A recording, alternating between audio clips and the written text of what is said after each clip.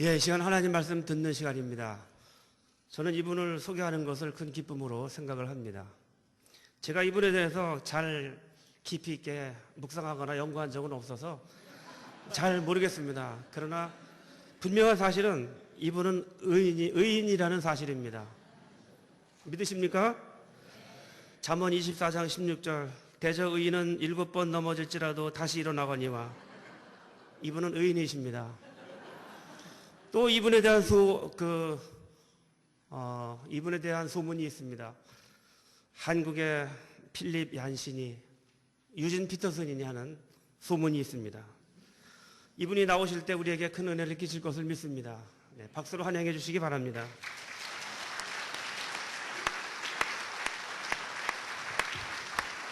고맙습니다. 감사합니다.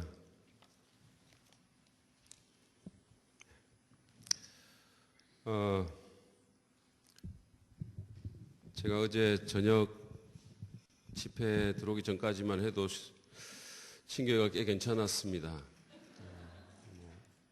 괜찮았고 특히 그 좋은 말씀들 많이 하셔서 은혜도 많이 받고 특별히 양은 사람이 아니다 그 말이 정말 그 은혜가 됐거든요. 양은 짐승이다.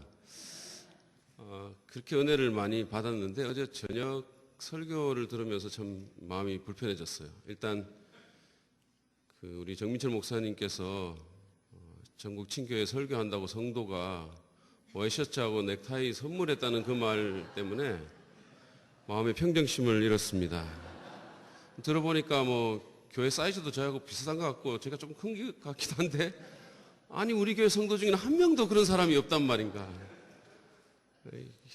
그래서 마음이 좀 불편해졌고 어떻게 이 사실을 성도들에게 알려주지 이런 생각을 하면서 말씀을 들었는데 또 말씀을 듣다 보니까 이 말씀 전하시는 분이 무슨 어제 뭐 얘기한 게 복음, 전도, 성경, 기도, 하나님 나라, 회개 뭐 다 얘기하셨어요.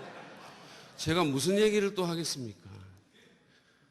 그래서 마지막 남은 강사에 대한 배려가 전혀 없다.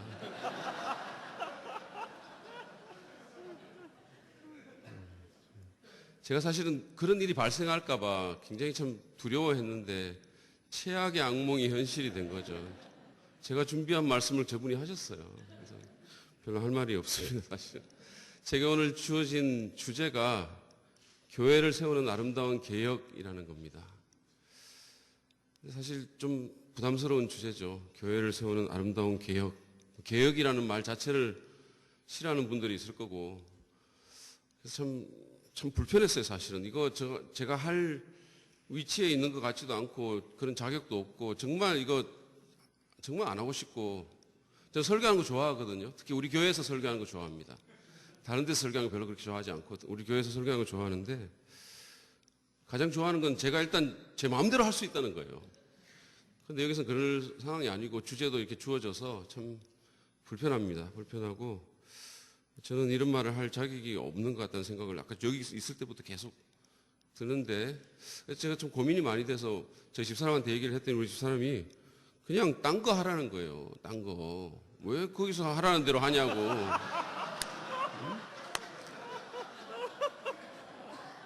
모든 사람이 듣고 좋아할 만한 은혜로운 말씀을 하고 그러라는 겁니다. 시험지도 이렇게 문제 주면 지우고 자기가 문제 내서 하는 사람이 있잖아요. 근데 그렇게 할까도 생각을 진짜 많이 해봤어요. 그런데 그거는 공부 못하는 학생이 하는 짓이지. 저는 명색이 교수잖아요. 근데 또 그렇게 하라고 하는데 어떻게 또 내 마음대로 또 주제하고 무관한 얘기를 어떻게 하겠습니까? 참 너무 고민이 많이 됐어요. 그래도 어쨌든 뭐 하나님께서 그냥 하라고 하신 것 같다는 생각을 하고 하겠습니다, 여러분. 그래서 그냥 제가 몇 분한테 이렇게 포섭을 해가지고 아멘 많이 해주기로 하신 분도 있고 또 끝나고 나서 초청할 때 경인지역 친교회는 무조건 나오기로 했어요. 그러니까 뭐 그거 믿고 담대하게 합니다. 아까 우리 김강모 교수님이 그거 하셨던가요? 이거 예, 제가 오늘 용감한 녀석들이 돼보려고 합니다. 교회를 세우는 아름다운 개혁. 제가 지난 추석 때 고향인 대구에 갔다가 거기서 이제 좀 얘기를 들었는데 그쪽에서 얼마 전에 그 장로교 합동 측 총회가 열린 모양이에요. 근데 그 합동 교단이 큰 교단이잖아요. 한국에서 가장 큰 교단인데 그 안에 이제 한기총파가 있고 교회갱신협의회, 교갱협파가 있다고 합니다. 근데 이제 그 한기총 쪽 사람들인 것 같아요. 그 속 사람들이 용력을 150명을 동원을 하고 거기도 총무가 가스총을 들고 난리를 쳤다 그러더라고요. 근데 쏘진 않았는데 어쨌든 가스총을 소지를 하고 신문에 난 얘기입니다. 그리고 그 교갱협체 사람들이 회의장에 못 들어오도록 그냥 막고 이렇게 하는 과정 가운데 욕설을 하고 몸싸움을 하고 아주 난장판이 되었다는 겁니다. 근데 그것도 모자라서 밤에 목사들이 룸살롱에 갔다가 들통이 나가지고 문제가 크게 됐다는 그런 얘기를 들었습니다. 대구의 합동측 교회에서는 이 집회를 한다고 성도들한테 만 원씩 헌금을 해라는 거예요. 그래서 그걸로 경비를 하고 목사님들 대접하고 이렇게 한다고 성도들이 그 피 같은 헌금을 만 원씩 했는데 그 귀한 돈을 갖고 이런 개차반 같은 짓을 한 겁니다. 용역 사고, 룸살롱 하고. 이런 자들은 브라우니에게 물려야 돼요. 브라우니 물어야 돼요.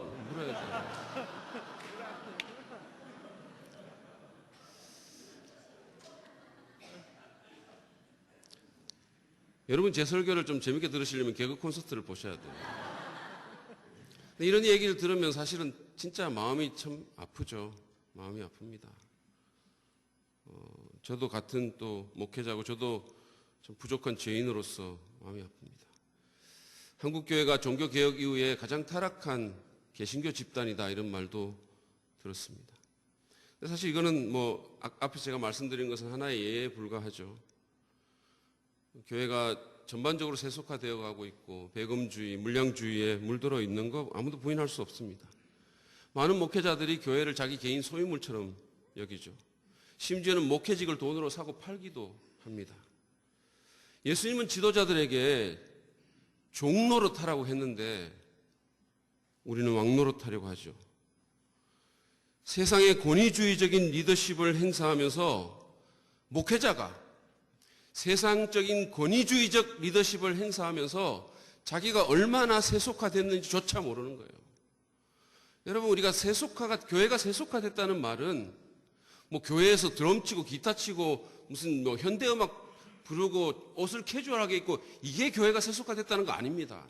교회가 세속화됐다는 것은 목사가 보스처럼 행동하고 목사가 자리 욕심내고 교회에서 돈 많고 학식 많은 사람들이 대접받고 이게 교회가 세속화됐다는 거예요.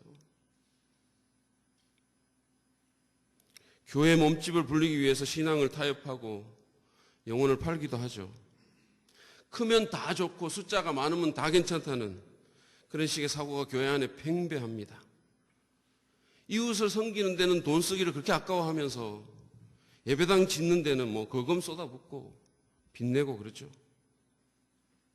신문 지면을 장식하는 대형 사고 보면 목사, 장로, 집사가 포함 안 된 게 잘 없어요. 그러니까 기독교를 개독교라고 하고, 그렇죠? 그러니까 안티가 생기는 거죠. 안 그래도 안티들 워낙 삐딱한 안티들도 있지만 교회가 잘못해서 생기는 안티들도 많습니다. 교회가 세상의 빛과 소금이라기보다는 세상의 두통거리가 되어가고 있습니다. 이런 교회는 하나님이 원래 생각하신 그런 교회의 모습이 아니에요. 교회가 아니면이다. 교회가 아니에요. 우리 성서침례교회는 예외라고 말할 수 있을까요? 자신 있게 우리는 그렇다라고 대답할 수 있을까요? 물론 우리 안에 좋은 교회들이 있습니다. 그렇지만 그렇지 못한 교회들도 있을 겁니다. 저는 사이즈에 대해서 말하는 게 아니에요. 사이즈하고는 아무 상관도 없습니다. 저는 교회다운 교회에 대해서 말을 하는 겁니다. 하나님의 영으로 충만하고 하나님의 말씀에 충실하고 세상과 다른 마음을 가진 교회. 그러면서도 마음을 열고 세상에 다가가서 겸손히 세상을 섬기는 그런 교회. 우리 안에 그런 교회가 얼마나 있을까요? 하나님이 원래 의도하셨던 그런 교회가 몇 개나 있을까요? 다른 교회는 모르겠지만 우리 교회는 아직 그런 교회가 아닙니다. 제가 섬기고 있는 교회는 그런 교회가 아니에요. 아직까지. 그렇게 되려고 노력하지만 아직은 아닙니다. 아마 저희 교회와 같은 교회들이 제법 있을 거라고 생각합니다. 그래서 우리가 개혁을 이야기해야 되는 겁니다. 뿐만 아니라 좋은 교회들도 계속해서 개혁해야 됩니다. 척 스윈돌 목사님은 교회의 각성이라는 책에서 어떤 교회든 개인이든 시간이 흐르면서 침식하게 돼 있다라고 말했어요. 그러면 모든 교회는 각성해야 합니다. 우리가 개혁을 말해야 될 이유가 또 있어요. 시대가 변하고 있기 때문입니다. 물론 시대가 변한다고 해가지고 진리까지 변하는 것은 아닙니다. 예수님은 어제나 오늘이나 영원토록 동일하십니다. 복음도 동일합니다. 그러나 복음을 싸는 포장지는 바뀌어야 되는 거예요.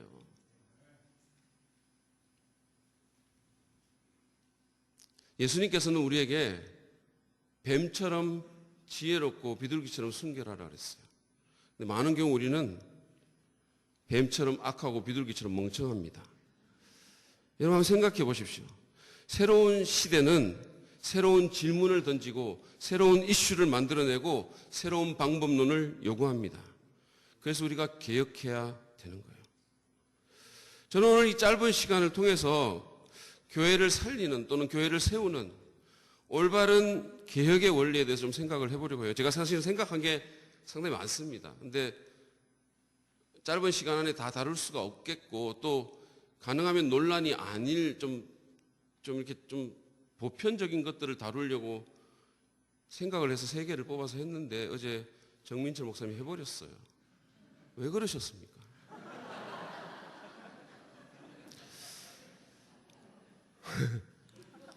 제가 오늘 지금 하는 것은 설교라기보다는 강의에 가깝다고 생각하시면 됩니다.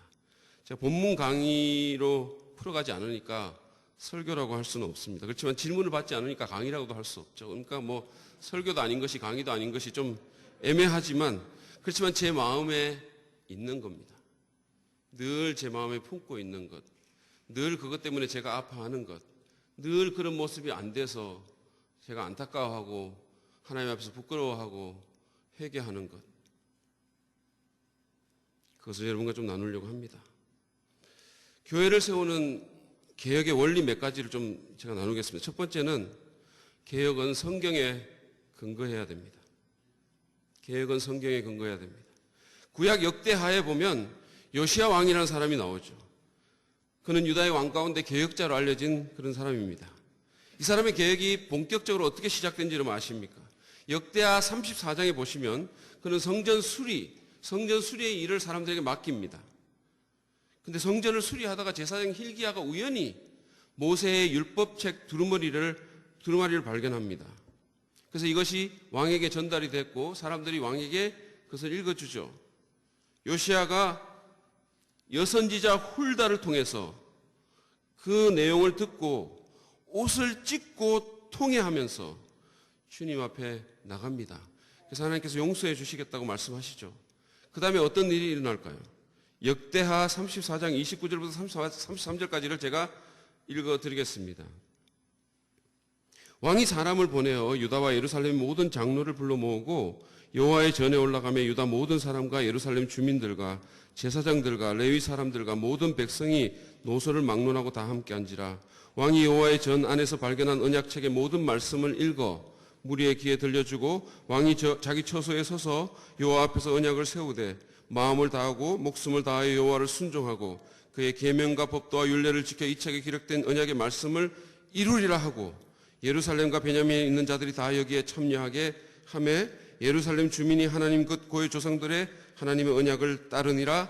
이와 같이 요시야가 이스라엘 자손에게 속한 모든 땅에서 가정한 것들을 다 제거하여 버리고 이스라엘의 모든 사람으로 그들의 하나님 여호와를 섬기게 하였으므로 요시아가 사는 날에 백성이 그들의 조상들의 하나님 여호와께 복종하고 떠나지 아니하였더라. 요시아의 개혁은 하나님 말씀으로 시작이 됐고 말씀에 대한 순종으로 진행이 됩니다. 여러분, 마틴 루터의 종교개혁은 또 어땠습니까? 다 알다시피 루터는 하나님 말씀을 직접 공부하는 가운데 당시에 카톨릭 교회가 말씀대로 하지 않는다는 사실을 깨닫게 됐어요. 그게 종교개혁의 시작이었습니다. 구원은 믿음으로만 받는데 오직 믿음으로 말미암아 의롭다함을 얻는데 그렇게 성경은 분명히 말씀하는데 카톨릭 교회는 공로신학 가르치고 희생제사로서의 미사를 실천하고 거기다 면죄부까지 팔고 있으니까 이건 완전히 잘못됐다는 거죠. 성경은 모든 신자가 다 제사장이라고 말하는데 카톨릭은 성직자주의를 옹호하고 있었습니다. 그래서 마틴 루터가 여러분이 보시는 대로 95개 조항을 비텐베르그 성단문에 내건 겁니다. 다른 개혁자들도 마찬가지예요. 스빙글리도 조한 칼빈도 다 원어로 성경을 공부하던 인문주의자들입니다. 물론 침신대 이승진 교수가 근원적인 종교개혁자들이라고 말한 아나베프티스트들도 마찬가지입니다. 재침례 교도들, 그 사람들 다 원어로 성경 보던 사람들이에요. 초기에. 쯔빙글리의 제자들입니다. 이 사람들은 루트나 쯔빙글리가 충분히 성경으로 돌아가지 않았다고 더 급진적으로 개혁하자고 나왔던 사람들입니다. 성경에 따라서. 우리가 교회 역사를 공부하면 아주 흥미로운 사실을 발견할 수가 있는데 그것은 어떤 나라의 개혁이 실제적으로 이루어지는 것은 그 나라 말로 된 성경의 번역과 상관이 굉장히 많이 있어요. 사람들이 성경을 읽으면서 교회가 개혁이 되는 겁니다. 루터가 독일 말로 성경을 개혁했죠. 개혁의 날개를 다는 겁니다. 루터의 개혁 방법은 성경 말씀을 선포하는 것이었고 개혁의 내용에는 예배의 중심을 미사에서 설교로 바꾸는 것이 들어있었습니다. 여러분, 종교 개혁의 모토 가운데 하나가 뭡니까? 솔라 스크립추라, 오직 성경이에요. 오직 성경입니다. 제가 지금까지 말씀드린 이 모든 것은 교회를 세우는 아름다운 개혁이 성경에 근거해야 한다는 사실을 우리에게 가르칩니다. 그러므로 제대로 된 개혁을 하려면 성경을 공부하고 성경을 가르치고 성경을 실천해야 됩니다. 두려움 없이 용기를 갖고. 저는 개혁이라는 게 무슨 무슨 강대상 놓는다거나 음악 스타일을 바꾼다거나 뭐 이런 게 아니라, 물론 그런 것도 부분적으로 필요할지 모르겠지만 궁극적으로 성경 말씀으로 돌아가는 것이 개혁이다라고 믿습니다. 성경 말씀에서 벗어나 있거나 또는 성경 말씀의 기준에 못 미치는 것들 또는 우리가 충분히 성경을 제대로 이해하지 못하고 있는 것들, 이런 것들을 말씀대로 고치고 말씀으로 돌아가고 내 편견을 버리고 말씀이 가르치는 대로 하는 겁니다. 누가 나한테 가르쳐준 게 아니라 또는 어떤 교단의 전통이 나한테 강요하는 것이 아니라 성경이 말하는 것을 내가 하는 거예요. 그게 개혁입니다. 한 예로 저는 성경을 보면서 교회가 가난한 자들을 돌아보고 사랑을 구체적으로 나눠야 된다는 사실을 깨닫게 됐어요. 예전에는 그걸 잘 몰랐습니다. 그냥 누군가가 정해준 틀대로 구제는 무슨 자유주의자들이나 하는 거고 사회봉사는 그런 사람들이나 하는 거고 이런 거 있잖아요. 이분법적인 그런 줄 알았어요. 근데 성경을 보니까 그렇지 않더라고요. 하나님께서 가난한 사람들을 구제하고 돕고 사회를 섬기는데 하나님의 관심이 굉장히 많다는 것을 깨닫게 됐어요. 참된 경건이라는 것이 고아와 과부를 돌아보는 것이라는 말씀도 제가 봤습니다. 그런데 우리 교회가 그런 일을 거의 잘 하지 못하고 있다는 사실을 알게 됐어요. 연말에 성탄 감사헌금 한 200~300만 원 나오면 그걸로 그냥 아이들 장학금 주거나 또는 매주 교회에 찾아오는 그런 거린들한테 뭐 1,000원짜리 한 장 지어주는 일이 고작이었었어요. 그래서 보다 적극적으로 이 일을 해야 되겠다고 생각했습니다. 그래서 4주간 나눔에 대해서 시리즈 설교를 했습니다. 그리고 구제헌금을 작정하게 하고, 예전에는 선교헌금만 작정하게 했는데 구제헌금을 작정하게 하고 구제 예산을 좀 올렸습니다. 작년에는 컴패션이라는 어린이 국제 구호단체를 불러서 함께 예배드리면서 가난한 아이들 후원을 작정하도록 도왔어요. 우리 교회 약 45가정이 최소한 한 아이씩을 맡아서 매달 후원하고 기도합니다. 일반 후원자들도 있어요. 지난주에는 사랑의 장기기정본부와 함께 예배를 드리면서 예배 중에 사랑의 장기기정 서약을 하게 했습니다. 90명 정도의 성도들이 자신의 장기를 나누겠다고 서약했어요. 물어보니까 보통 한 30% 정도가 서약한다고 하는데 우리 교회는 그보다 더 많은 퍼센티지가 서약했어요. 원래 우리 교회 소그룹에서는 최소한 1년에 한 번은 독거노인이나 양로원이나 고아원 같은 데서 가서 봉사하라고 제가 권면하고 있어요. 근데 이게 습관이 안 되니까 진짜 어려운 거예요. 정말 안 하는 거죠. 하라고 해도 안 해요. 그래서 제가 우리 교육자들한테 그렇게 말했어요. 우리가 먼저 하자. 우리가 먼저 하자. 여러분, 성경 말씀에 비추어서 여러분의 교회와 사역을 평가해 보십시오. 성경 말씀에 비추어서 우리 친교회를 평가해 보시길 바랍니다. 성경의 기준에 미치지 못하거나 성경에서 벗어나고 있는 일들이 있는지를 살펴봐야 됩니다. 그게 바로 개혁해야 될 거죠. 우리가 성경을 다 알고 있다고 생각해서는 안 됩니다. 우리가 모든 성경의 말씀을 지키고 있다고 착각해서는 안 돼요. 그거는 교만입니다. 그건 교만이에요. 잘못된 것은 고쳐야 됩니다. 모르는 것은 배워야 됩니다. 잘못 알고 있는 것은 깨달아서 바로 알아야 돼요. 부족하게 알고 있는 것은 충분하게 알아야 됩니다. 마음을 열고 하나님 말씀을 들어야 돼요. 편견을 갖고 성경 말씀을 대해서는 안 될 줄 압니다. 성경에서는 그리스도 예수 안에서 남자나 여자가 차별이 없다고 했습니다. 교회 안에 남녀 차별이 존재합니까? 그건 고쳐야 됩니다. 성경에서는 교회가 하나님의 것이라고 했어요. 근데 어떤 힘 있는 사람이 주인 행세를 하고 있나요? 고쳐야 됩니다. 성경에서는 외모로 사람을 취하지 말라고 했는데 학벌이나 재산 정도나 또는 다른 지위로 사람들을 대합니까? 고쳐야 됩니다. 성경에서는 예배가 그리스도인의 최우선순위라고 가르치는데 준비되지 않은 예배가 계속 드려지고 있습니까? 고쳐야 됩니다. 고쳐야 돼요. 대단히 죄송한 말씀인데요. 약간 농담 섞여, 여러분 너무 심각해서 제가 지금 농담하려고 하는데 이것도 진담으로 받아들이지 마시고 그냥 받아들여 주시기를 바랍니다. 경충친교회 아까 특송하는 거 개혁해야 돼요. 개혁해야 됩니다. 예배 시간 되면 맞춰서 들어와야 돼요.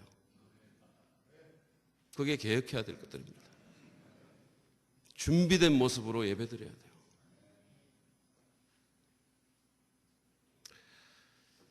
우리가 잘못하고 있는 것, 우리가 부분적으로 이해하고 있는 것, 그런 것들에 대해서 성경 말씀의 기준을 가르치고 선포합시다. 그리고 그 말씀에 맞게 고쳐나가야 됩니다. 그게 바로 개혁이에요. 진정한 개혁은 성경에 근거해야 됩니다. 두 번째로, 개혁은 기도로 감싸져야 합니다. 다른 모든 사역처럼 개혁도 기도로 감싸져야 성공합니다. 예루살렘에 무너진 성벽을 건축하고 예배의 회복과 영적 부흥을 이루었던 느헤미야를 보십시오. 느헤미야의 개혁은 기도로 시작이 됐습니다. 그것도 그냥 한 5분 눈 감고 있다가 그냥 끝내는 그런 것이 아니었죠. 그냥 형식적으로 입에 발린 소리만 하다가 그냥 눈 뜨는 그런 기도가 아니었습니다. 어떤 사람이 말이죠. 폼 잡고 하나님 저의 기도를 들어주십시오. 막 계속 소리를 질렀어요. 거룩한 목소리로 반복해서 하나님 저의 기도를 들어주십시오. 하나님께서 참다 못해서 그래 듣고 있다 이렇게 말씀하니까 그 사람이 놀라서 졸도했다는 그런 얘기가 있습니다. 느헤미야는 이렇게 기도하지 않았어요. 예루살렘의 처참한 형편에 대해서 듣고 그는 진짜 기도했습니다. 느헤미야 1장 4절 말씀이죠. 내가 이 말을 듣고 앉아서 울고 수일 동안 슬퍼하며 하늘의 하나님 앞에 금식하며 기도하여 그랬어요. 제가 얼마 전에 페이스북에서 어떤 목사님이 올린 글을 읽었는데 그 목사님이 새벽에 자기 교회를 생각하면서 교회가 교회답지 못한 것에 대해서 울었다 이렇게 얘기했어요.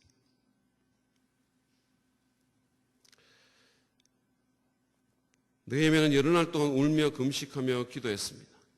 뿐만 아니라 느헤미야서를 읽어보면 그가 얼마나 기도하는 사람이었는가를 잘 알 수 있어요. 수시로 기도했습니다.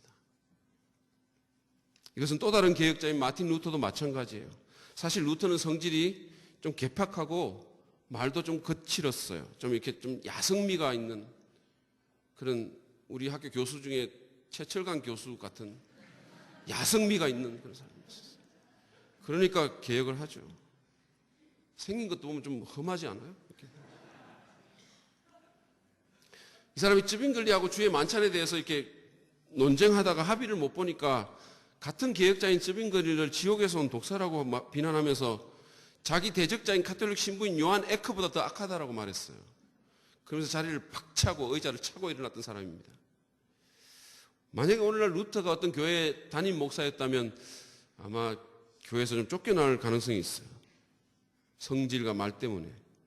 근데 그런 거에 좀 이 모든 것을 덮는 강점이 있었는데 그것은 바로 그가 기도의 사람이었다는 겁니다. 여러분 혹시 이런 말을 들어보셨습니까? 나는 하루에 2시간씩 기도한다. 바쁠 때는 3시간 기도한다. 들어보셨어요? 많은 사람을 좌절시키는 이 말. 많은 성도들을 질리게 만들거나 나자빠지게 만드는 이 말. 이 엄청난 말. 나는 하루에 2시간씩 기도한다. 바쁠 때는 3시간 기도한다. 이게 루터가 한 말입니다. 루터는 이렇게 기도했습니다. 루터가 개혁에 성공할 수 있었던 한 가지 요인은 그가 이렇게 기도하는 사람이었기 때문이었다고 해도 과언이 아닙니다.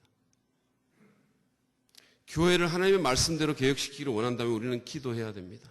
기도 없이 개혁은 성공할 수 없습니다. 기도 없이 그 어떤 가치 있는 일도 얻을 수가 없습니다.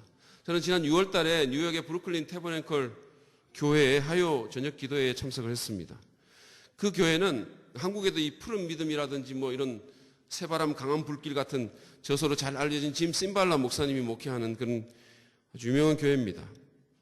어둑어둑해지는 그런 저녁에 저희가 맨하탄에서 지하철을 타고 브루클린으로 갔어요. 근데 그 지하철 역의 분위기부터 굉장히 음산했습니다. 맨하탄 역하고 이 맨하탄에서 브루클린으로 가는데 역의 그 풍경이 점점 험해지더니 이게 완전히 천국과 지옥 같아. 좀 가정하면 진짜 역 분위기가 어쩌면 그렇게 음산하고 험한지 모르겠어요. 동네가 정말 안 좋았습니다. 거리에는 불량스러운 모습의 흑인들이 어슬렁거렸었어요. 전철역에서 교회까지 한 5분 조금 더 넘으려나 그랬는데 정말 불안했어요. 걸어가는 게 정말 불안했어요. 저희 가족들이 같이 갔거든요. 제 고등학생 딸내미도 같이 갔어요. 저는 그 딸내미를 너무 짝사랑합니다. 근데 그 아이는 제가 오면 늘 도망가요. 근데 그날은 옆에 딱 붙어가지고 팔짱을 딱 끼는 거예요. 자기도 위험을 느낀 겁니다. 불안했지만 행복했어요. 교회 문 앞에 갔는데 교회 앞에 총을 찬 경찰들이 2명이 딱 있더라고요. 권총을 찬 경찰들이 딱 지키고 있어요. 제가 시작 시간보다 한 20-30분 일찍 갔는데 예배당 안에 들어가서 깜짝 놀랐어요. 수천 석의 좌석이 앉을 데가 별로 없는 거예요. 화요일 저녁 기도회인데. 진짜 놀랐어요. 교회는 기도의 영으로 충만했습니다. 짐 심발라 목사님이 나와서 이런 말을 했어요. 우리는 기도에 대해서 그냥 말하는 게 아니라 기도합니다. 아팠어요. 그 말이 정말 아팠어요. 우리는 기도에 대해서 말하는 것이 아니라 진짜 기도합니다. 그 말이 참 아팠습니다. 기도에는 한 2시간가량 지속이 됐습니다. 교회가 나눠준 카드를 보고 기도하기도 하고 옆 사람과 같이 짝기도를 하기도 하고 온 회중이 합심해서 기도하기도 하고 하여튼 온갖 종류의 기도를 다 했습니다. 그래서 제가 참 인상적이었던 게 뭐냐면 자기를 위한 기도를 하지 말라는 거예요. 다른 사람을 위해서 기도하라는 거예요. 기도 제목이 있으면 옆 사람이 말해주라는 거예요. 그래서 그 사람이 기도하게 하라는 겁니다. 왜냐하면 기독교는 남을 위한 종교니까. 그렇게 얘기를 하더라고요. 그래서 기도회 가운데 짐 신발라 목사님이 이런 말을 했어요. 목회 초기 시절의 얘기 같았습니다. 자꾸 비틀거리는 그런 교회를 맡아가지고 정말 교회답게 만들려고 너무너무 애를 쓰고 있는데 잘 안 된다는 거죠. 가난한 동네에 작은 교회였으니까 거기다 흑인 동네에 백인 목사니까 이게 교회가 되겠습니까? 근데 재정도 또 너무 어렵다는 거예요. 근데 그나마도 또 줄고 있었어요. 어느 주일에 설교를 하려고 강단에 섰는데 서론을 끝낼 쯤에 한 5분 정도 설교를 했는데 갑자기 암담하고 억눌린 느낌이 막 들면서 눈앞에 뿌연 그런 막 같은 것이 생겼습니다. 무언가가 자기의 목을 막 쪼르는 것 같은 말이 잘 안 나오더라는 거예요. 목이 메이고 눈물이 솟아나고 슬픔이 그를 감쌌다고 합니다. 뭔가가 잘못됐는데 뭐가 잘못된지도 모르겠고 어떻게 말해야 좋을지도 모르겠어가지고 설교를 도저히 계속할 수 없다고 성도들에게 말했습니다. 그리고는 성도들이 강단에 앞으로 나와서 기도하라고 하면서 하나님이 우리를 돕지 않으시면 어떻게 해야 좋을지 모르겠습니다. 그러면서 설교를 끝내버렸습니다. 당황스러운 순간이죠. 반주가 울리는 가운데 사람들이 나와서 기도합니다.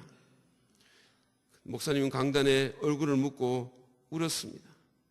처음에는 조용했는데 곧 기도의 영이 임하고 사람들은 간절하고 진실되게 기도했습니다. 하나님 우리를 도우소서. 하나님 우리를 도우소서. 그렇게 기도하고 있는데 갑자기 한 젊은 집사가 헌금을 담당하고 있는 재정 집사가 중간 통로로 뛰어나가지고 강단에 엎드려서 울며 기도하라는 거예요. 그래서 신발라 목사님이 그의 어깨에 손을 대니까 이 사람이 눈물 범벅이 된 얼굴을 들어서 죄송합니다 목사님 다시는 그 짓을 하지 않겠습니다. 다시는 그 짓을 하지 않겠습니다. 용서해 주십시오. 그렇게 말하다는 겁니다. 신발라 목사님이 이분이 헌금에 손댔구나라는 사실을 직감했대요. 성령께서 그 사이에 역사하신 것입니다. 뜨거운 기도 가운데 하나님이 역사하신 겁니다. 그 집사의 공개적인 회개로 회중 가운데 하나님의 영광이 능력이 드러났다고 했습니다.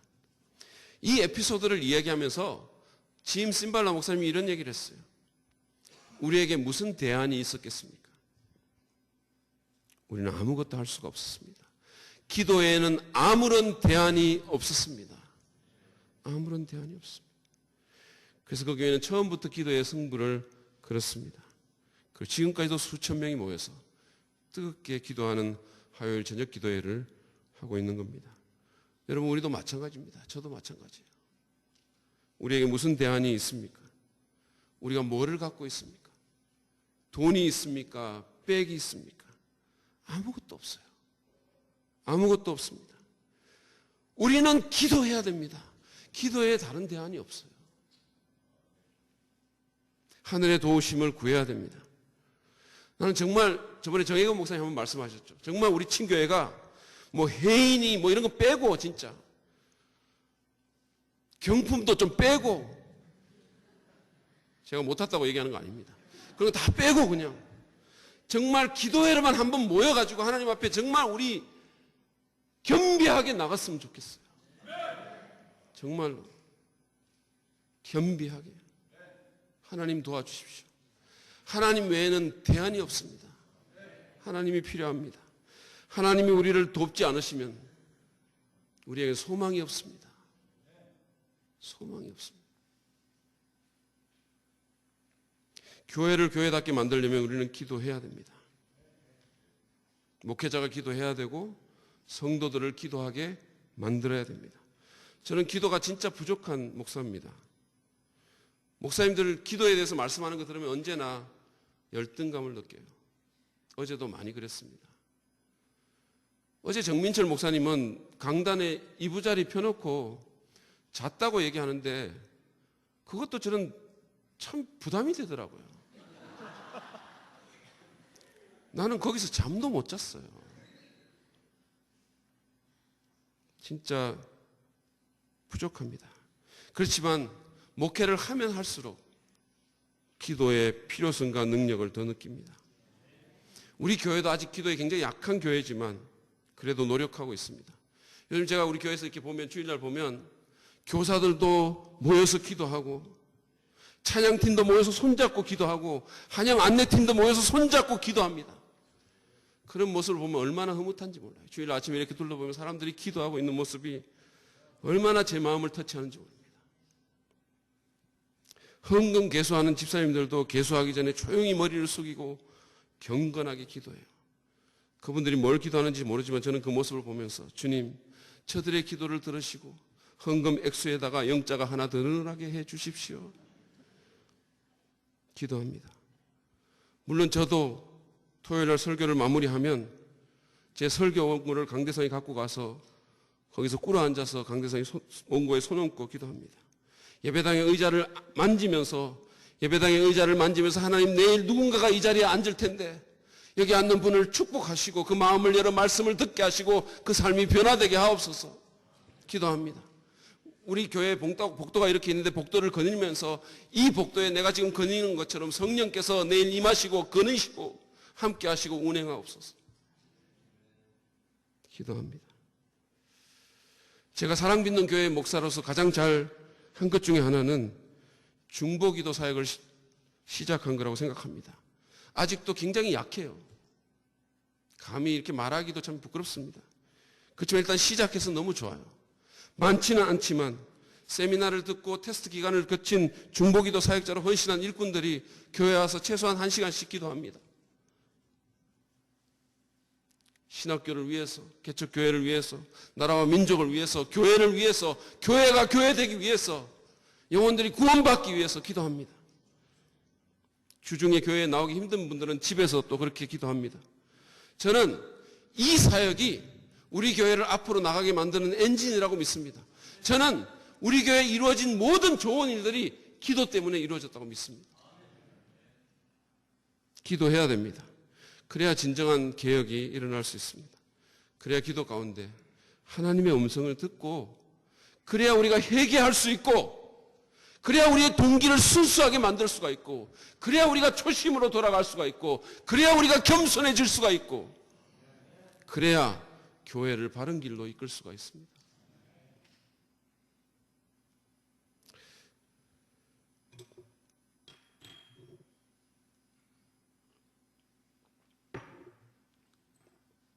마지막으로 한 가지만 더 말씀을 드리겠습니다. 개혁은 거룩한 불만을 통해서 추진력을 제공받습니다. 개혁은 거룩한 불만을 통해서 힘을 받습니다. 개혁자들은 거룩한 불만을 품은 사람들이었어요. 여러분, 예수님을 보십시오. 그분은 당시에 율법주의적인 유대교에 심한 불만을 품고 계셨습니다. 예수님께서는 그 생명 없는 종교를 참을 수 없어 하셨어요. 지도자들의 위선과 진리의 왜곡에 대해서 분노하셨습니다. 자리 좋아하는 사람들, 감투 싸움하는 사람들, 종교로 뭔가를 누리려고 하는 사람들에 대해서 예수님이 분노하셨어요. 참을 수 없어 하셨습니다. 복음서에 보면 예수님의 그러한 거룩한 불만이 여러 곳에서 여러 방식으로 표출되었지만 가장 두드러진 예가 성전을 정결케 하신 사건입니다. 사복음서에 이 사건이 다 기록되어 있어요. 근데 거기서 우리가 만나는 예수님은 진짜 우리가 보통 생각하는 그 인자한 모습으로 양 한 마리를 품에 안고 계시는 그 성화 속의 예수님과 너무 다른 것 같아요. 완전히 딴판입니다. 좀 죄송한 말씀이지만 여러분 한번 상상해 보십시오. 예수님은 씩씩거리면서 상을 뒤집어 엎고 채찍으로 막 사람들에게 휘두르셨어요. 이 모습을 여러분 한번 상상해 보십시오. 만약에 오늘날 어떤 목사가 그렇게 했다면 교회에서 바로 쫓겨납니다. 한번 해보세요. 의심스러우시면.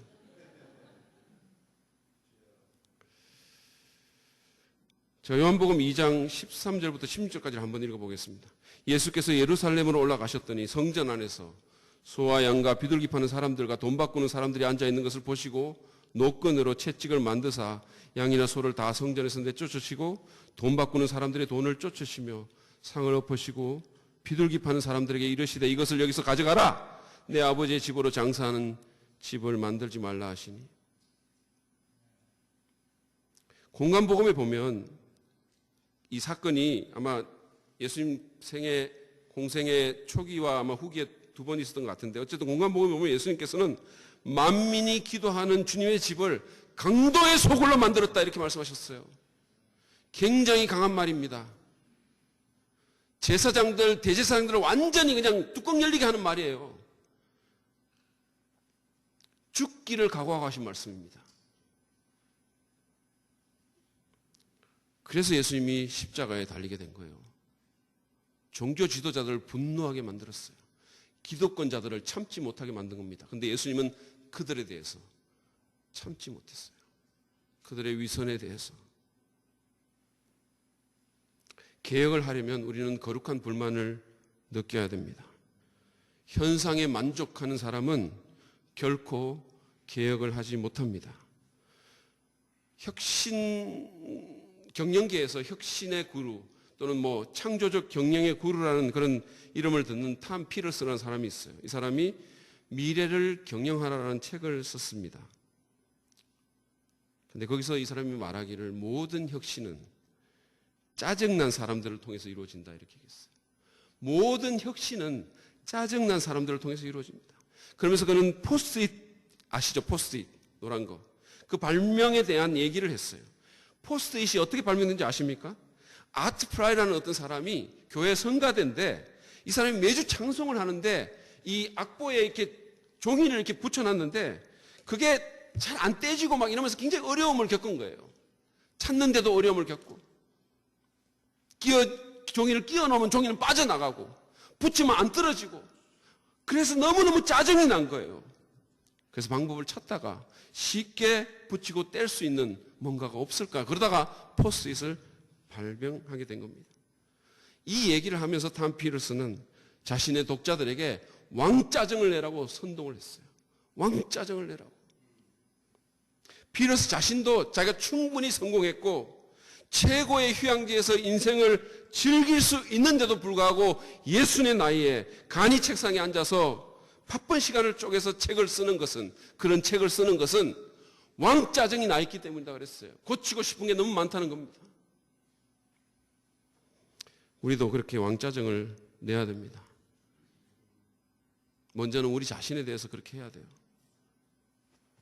우리 자신에 대해서 왕짜증을 내야 돼요. 우리 자신의 피상적인 영성에 대해서. 마음이 많이 아파요, 제가. 진짜. 이런 말을 할 자격이 없는 사람입니다.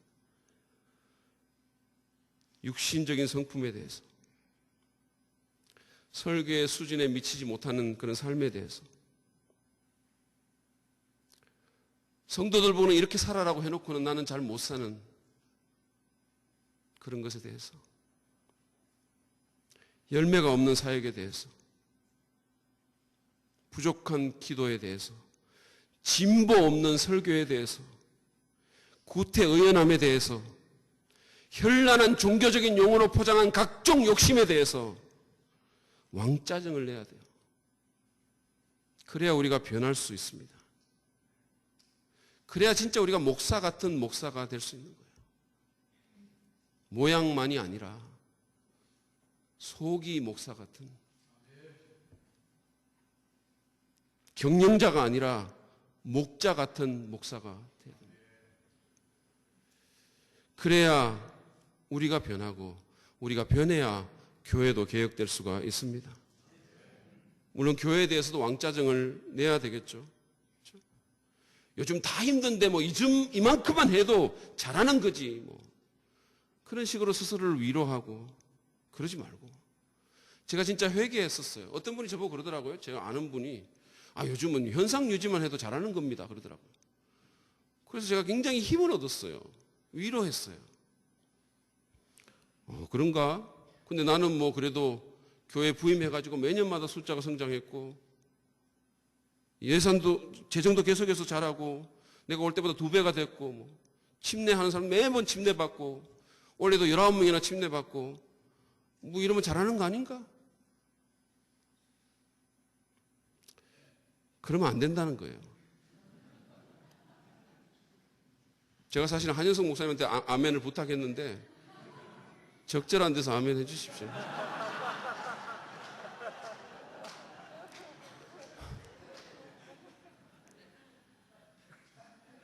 여러분, 거룩한 불만을 품어야 됩니다. 예배가 예배답지 못한 것에 대해서, 몇 주가 지나도 새로운 영혼이 더해지지 않는 것에 대해서, 설교를 듣는 청중들이 회개하고 결단하지 않는 것에 대해서, 소그룹에서의 교제가 깊어지지 않는 것에 대해서, 예전의 방식이 더 이상 먹히지 않는 것에 대해서, 청년들이 교회를 힘들어하거나 심지어는 교회에서 떨어져 나가는 것에 대해서 왕짜증을 내야 돼요. 이거는 정상이 아니에요. 정상이 아닙니다. 사실은 많은 하나님의 사역이 누군가의 거룩한 불만에서 시작됐습니다. 여러분, 모세를 보십시오. 모세는 이집트의 왕자였지만 장성한 후에 자기 동족들에게 나가서 동족들이 고생하는 것을 봤어요.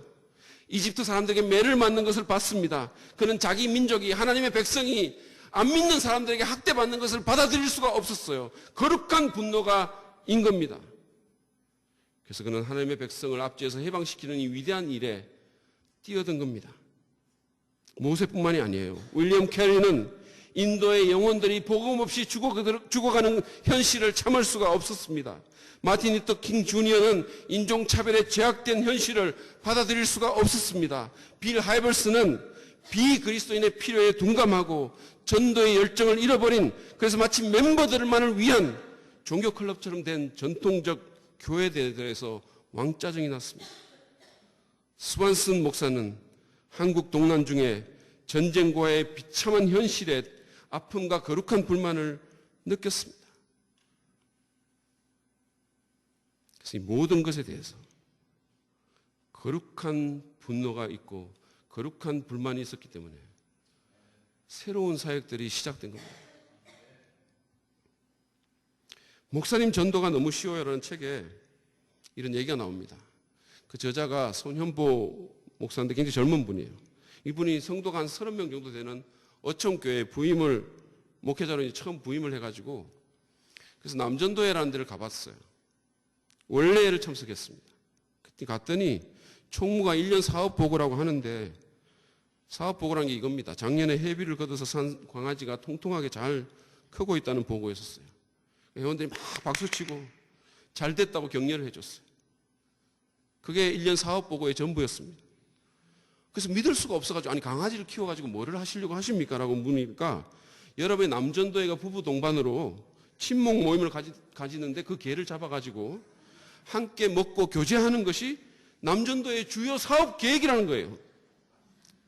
그래서 이 손 목사가 거룩한 불만을 느꼈습니다. 이분이 이렇게 썼어요. 한번 들어보십시오. 이 교회 남전도회는 완전 개판이구나. 이런 개판인 남전도회가 하나님 교회의 주체가 되다니, 이대로 계속된다면 이 교회는 머지않아 망하겠구나. 예수님께서 피 흘려서 세우신 교회, 하나님으로부터 귀한 직분을 받은 남전도의 1년 사업이 고작 개 한 마리 사서 그 개를 잘 키워서 잡아먹는 것이란 말인가? 이런 남전도회가 존재하는 한 이 교회에 하나님의 능력과 역사는 임할 수가 없다. 이 남전도회를 없애버려야 되겠다. 그래서 없앴습니다. 전도회라는 이름 하에 전도는 안 하고 개나 잡아먹는 세상 동아리 같은 그 모임에 그는 거룩한 불만을 느낀 겁니다. 그래서 남전도회를 해체하고 진짜 전도하는 사역을 하기 시작한 거예요. 우리 교회에 이런 집단이 있으면 이거는 없어져야 돼요. 목회자가 목회자답지 못하고 교회가 교회답지 못한 것에 대해서 여러분 아파합시다. 아파합시다. 그냥 좋은 게 좋다는 식으로 넘어가지 말았으면 좋겠습니다. 느헤미야처럼 마음을 찢고 슬퍼하며 기도합시다. 그리고 이 말도 안 되는 현실을 고치기 위해서 일어섭시다. 용기를 갖고 안전지대를 벗어납시다. 그래야 개혁이 가능합니다. 그래야 개혁이 가능합니다. 수년 전에 저는 한 젊은 목회자가 자기 목회에 대해서 쓴 책을 읽은 적이 있습니다. 이 사람이 이제 이민교회를 목회를 했는데 아주 훌륭하게 사역을 잘 이루었어요. 그 젊은 나이에 후임자로 가가지고 마음이 막 갈라져 있는 교회를 하나 되게 만들고 예배가 갱신됐습니다. 막 전통주의적이고 아무 감흥도 없던 예배가 기쁨이 있는 예배로 막 나이 드신 분들도 손들고 찬양하는 갱신된 예배로 변화됐어요.